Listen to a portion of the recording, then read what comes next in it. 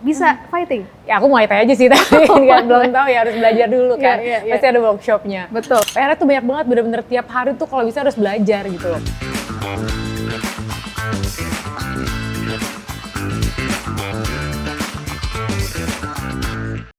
Halo Sobat Tempo, kembali lagi di Ada Apa Hari Ini, bincang-bincang bareng salah satu artis, Yunita Siregar, yang bermain di film Mendung Tanpa Udan. Terus aku ditawarin ini, pasti approach awalnya dikenalin dulu kan, ini produknya seperti apa gitu yang mau dibuat. Dan ini tuh kan berangkatnya dari sebuah lagu yang viral ya waktu itu. Terus aku dengerin lagunya, terus aku cari tahu juga di salah satu platform, memang oh ya ini viral sekali ya. Terus aku baca cerita juga aku suka, dan menurut aku ini adalah salah satu kesempatan aku untuk mengeksplor berbagai genre di film gitu, karena aku kan juga masih tergolong baru untuk di industri perfilman gitu. Oke. Nah, genre yang dari sebelumnya kan ada horor, terus NKCTHI sebenarnya hampir sama ya? Tapi kalau ya sih iya sedikit banyak hampir sama sih ceritanya drama. Tapi kalau menurut aku yang hari ini akan kita ceritakan nanti tuh lebih drama gitu. Kalau ini lebih light mungkin dramanya, terus ada komedinya juga. Ada komedinya gitu. juga. Ya. Tapi Mbak sendiri senang memainkan peran sebagai Mendung sendiri? Iya, suka banget karena aku suka cara pikirnya Mendung. Dia tuh perempuan yang menurut aku pintar ya gitu. Dia tahu arah hidupnya tuh mau kemana, karena menurut aku sekarang tuh nggak banyak juga orang yang tahu dia tuh mau kemana gitu. Jadi mungkin di umur sekian masih mempertanyakan, gue mau ngapain ya, gue mau jadi apa ya. Kalau dia tuh sudah tahu, tujuan gue tuh mau kesini gitu, saklek orangnya. Apakah sama dengan karakter dari Mbak Yunita yang? Ambisiusnya sedikit banyak, cukup sama ambisiusnya. Oke. Nah, Mbak ini kan dulunya sinetron terus jadi film. Ini adalah salah satu bentuk Mbak untuk mencoba atau keluar dari zona nyaman atau seperti apa? Terus sukanya lebih ternyata setelah coba film, lebih suka film atau sinetron? Pasti sih, jadi kan maksudnya ketika kita udah ada di satu zona nyaman itu aku pokoknya aku dari 2012 sampai 2019 tuh aku di sinetron gitu, which is 7 tahun.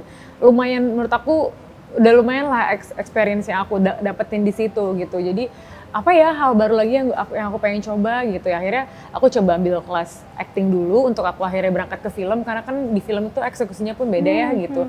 Jadi aku ambil kelas acting dulu, dan akhirnya aku dan mengalami banyak rejection juga pastinya gitu. Jadi dan akhirnya aku baru syuting film pertama aku itu di 2022. Setelah berapa tahun itu baru aku dapat kesempatan, alhamdulillah gitu. Tantangan terbesar selama bermain di film apa? Yang paling beda pas main di sinetron ternyata ini, terus tantangannya di film, aduh ini susah nih. Banyak banget, dan menurut aku yang paling menjadi PR buat aktor tuh ternyata, maksudnya kan kalau di sinetron itu kita tidak punya waktu ya Mbak untuk mencerna skenario itu datang kita harus langsung take gitu loh. Dan maksudnya kita nggak punya visi khusus untuk menuju kemana ya, karena di depannya pun kita ceritanya nggak tahu, apapun semua serba cepat gitu, memprosesnya cepat, ngafalinnya cepat. Jadi tapi kalau di film tuh kita dikasih waktu untuk lebih dekat dengan karakter ini, untuk menghidupkan si karakter ini gitu. Kita dikasih kesempatan lebih untuk mengeksplorasi, dan itu menurut aku PR-nya cukup banyak, dimana kalau emang dengan guru acting aku tuh ngajarin kalau bisa tuh tiap dialog, tiap kata tuh difikirkan inner monolognya seperti apa. PR-nya tuh banyak banget, bener-bener tiap hari tuh kalau bisa harus belajar gitu loh. Jadi ketika aku mainin Mendung dengan Yunita tuh harus beda. Ketika aku mainin Mendung dengan Ajeng tuh harus beda, karena setiap orang gak ada yang sama, even dari cara jalannya gitu loh. Jadi kan harus terus mencari gitu. Oke, tapi terus dinikmati karena seru ya? Seru banget gitu. Jadi kita bisa ngerasa, bisa ada di kaki, kita menggunakan sepatu orang lain tuh, oh kayak gini ya rasanya gitu. Oke. Seru banget. Nah terus mimpi kedepannya ini kalau disuruh main film, mau main film genre apa lagi nih? Kalau aku sejujurnya, karena aku masih baru banget, jadi aku masih sangat terbuka dengan kesempatan apapun yang ditawarin ke aku nantinya. Too early buat aku untuk milih-milih, tapi kalaupun aku berharap ada yang ditawarkan ke aku sangat berharap aku ada di salah satu film, entah series action yang aku berkontribusi dalam actionnya itu gitu. Entah itu jadi villain, entah itu aku jadi hero-nya atau jadi apapun, tapi aku pengen jadi ada di situ gitu, menjadi orang yang melakukan fight-nya gitu. Wow, bisa fighting? Ya aku Muay Thai aja sih, tapi belum tahu ya, harus belajar dulu kan. Pasti ada workshopnya. Betul. Nah ini 3 tips untuk bermain film tuh apa sih? 3 tips untuk bermain film, menurut aku yang pasti utama belajar acting dulu. Terus yang kedua mungkin membangun relasi kali ya.